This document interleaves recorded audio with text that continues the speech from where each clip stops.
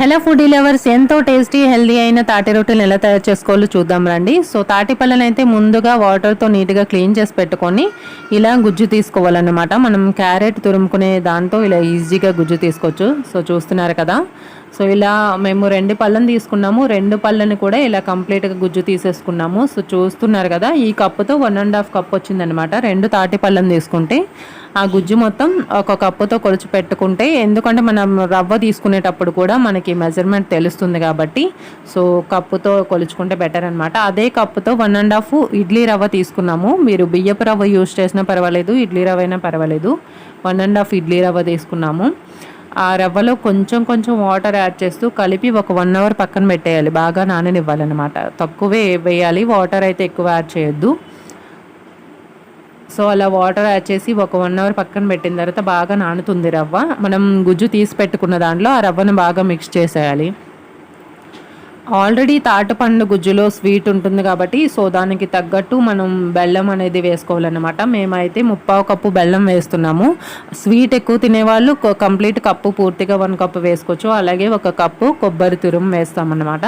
So మొత్తం 3 బాగా mix అయ్యేటట్టు కలిపేసుకొని తర్వాత ప్యాన్ తీసుకొని ప్యాన్కి ఒక 2 స్పూన్స్ ప్యాన్కి చుట్టూ కంప్లీట్గా నెయ్యి అప్లై చేసేయాలన్నమాట. నెయ్యి అప్లై చేయడం వల్ల ఏమవుతుందంటే అది మనకి రొట్టె అనేది అంటుకోకుండా ఉంటుంది, అలాగే టేస్ట్ కూడా బాగుంటుందన్నమాట.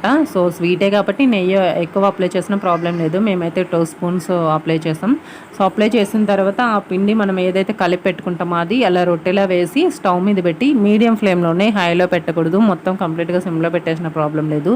ఒక 10-15 మినిట్స్ అట్లా ఉంచిన తర్వాత సో చూస్తున్నారు కదా, చుట్టూ బ్రౌన్ కలర్ వచ్చింది అంటే మనకి అయిపోయిందనమాట. కింద అయితే ఉడికిపోయింది. దాన్ని మనం రివర్స్ చేయాలి మళ్ళీ. సో రివర్స్ చేయాలంటే అలా అట్ల కాడతో అయితే అవ్వదు.